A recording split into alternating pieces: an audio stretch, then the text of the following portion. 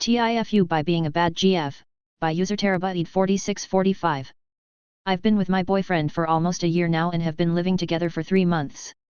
I work a salon and make just under 30k, whereas he makes almost 150k at his job. Unsurprisingly, since we've been living together, he's covered all of our living expenses, which is a blessing. 3 days ago, he came home and told me that he lost his job, and I straight up panicked, and first thing I asked him was, how are we going to live? He didn't say anything. He looked super defeated and just went in and takes shower. Afterwards, he went for a walk and still didn't say anything to me. I figured, he must have been panicking as well and didn't know what to say or how to deal with the situation. We've barely talked since then. I went home last night and my dad could tell that something was wrong, so he asked me and I told him that he lost his job, and his first response was, "That's all right, he's the smartest kid I know. He'll find a job that pays him double."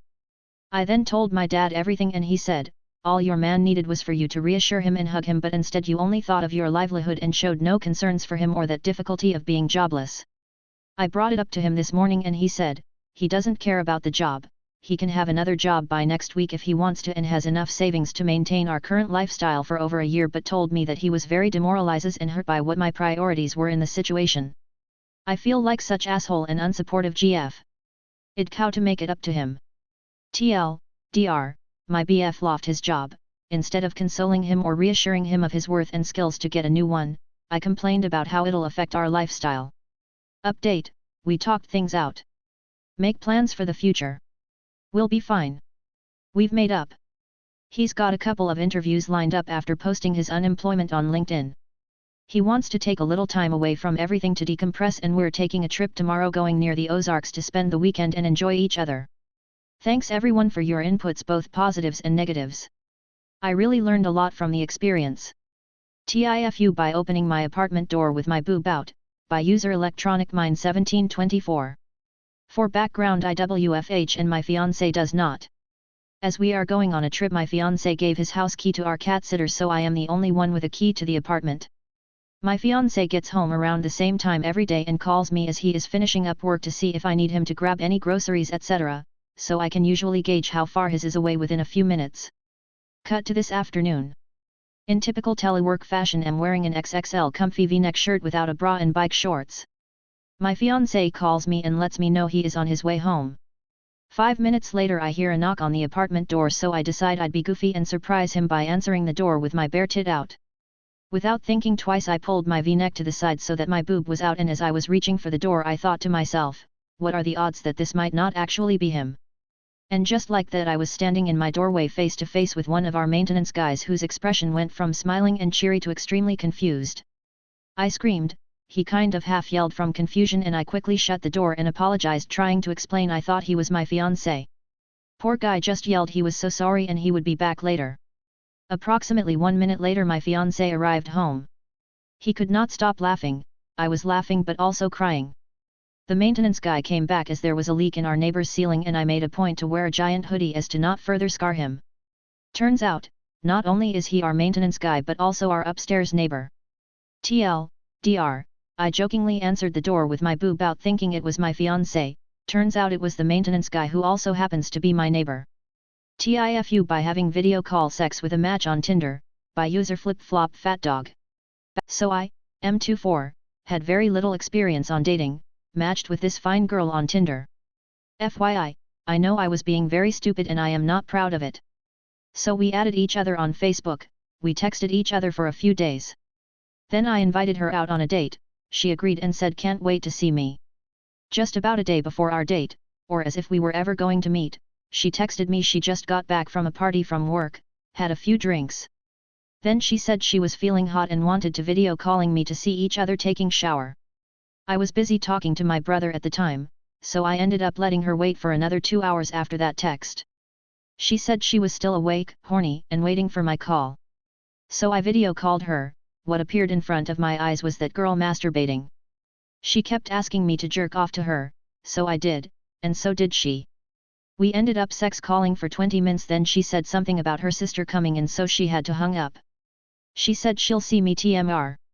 So the day after, when I was just getting back from the airport, exciting to see her, I receive a unknown call which a guy, I think it's the girl's BF or partner in crime, told me to check my message.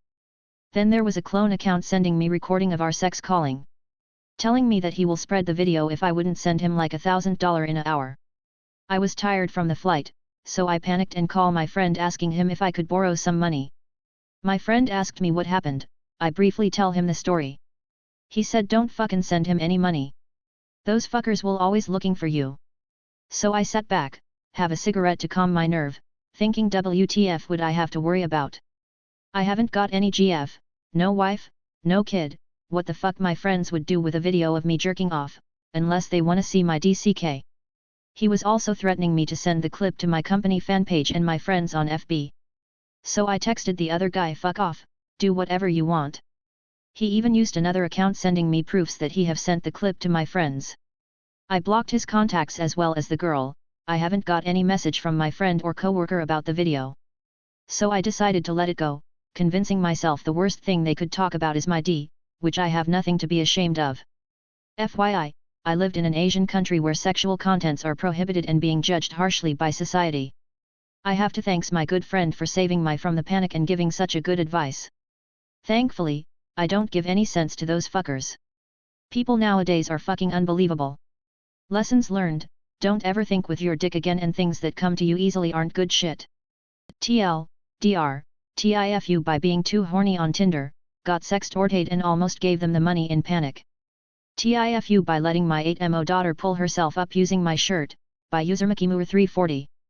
My daughter has been pulling herself up to standing position the last few weeks. She usually death grips whatever she's using to pull herself up. I used to support her up, but in recent times, I've been letting her pull herself up using her own strength, hence the death grip. She's been doing that whenever I'm close, so with my legs or my shirt. Until today. Today was a warm day and we were playing together on the couch.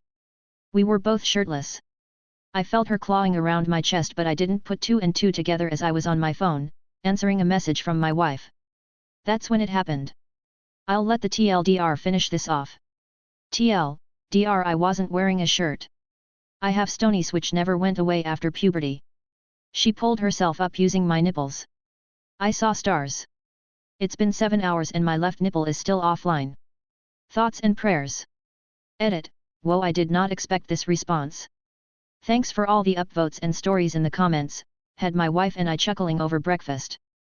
Also great to gain perspective because some of your stories made mine look like my daughter tickled me in comparison, face with tears of joy like I said in one of the comments.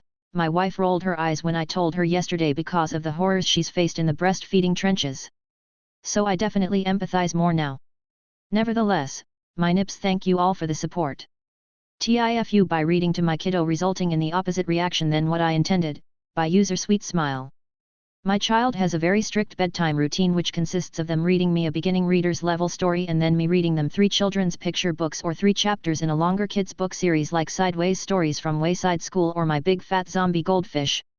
Kiddo is usually really good at falling asleep right away, but recently we went on vacation which disrupted this routine a bit. The strange bed and the excitement of the trip made it hard for the little one to fall asleep. Nothing we tried worked: meditation, soft music, rearranging the pillows and blankets. By 1 a.m. we were all tired and desperate for sleep, so I pulled out the book I had brought to read on the plane, The Hobbit by J.R.R. Tolkien. I figured kiddo was a bit too young yet to really enjoy it, but if I read softly it would put them to sleep. I sat on the edge of their bed and began slowly and quietly reading about how Gandalf knocked and invited Bilbo Baggins on an adventure and how the dwarves arrived and were treated to hobbit hospitality even though their arrival was unexpected. I tried to keep my voice low and my reading slow to ensure that my child could easily fall asleep. My husband drifted off after the first page, but kiddo's eyes stayed open for a while. Finally my kid rolled away from me and snuggled down into the covers. I decided to finish the first chapter because I have only seen the movies and never read the book. Then I grabbed a piece of paper from the notepad on the nightstand as a bookmark and slowly went to stand up to go to my bed. Suddenly kiddo sits up and loudly says, "And then what happened?" Turns out kiddo was not too young to understand and enjoy Tolkien. Took us about a week and a half of reading a little each night, but we finished the book together. Now they want me to read the Lord of the Rings series. My husband was able to convince them to try a little science fiction first, so we've been going through a lot of books my husband enjoyed as a child. TL. Dr. tried to bore my kiddo to sleep reading a novel and instead sparked a love of fantasy.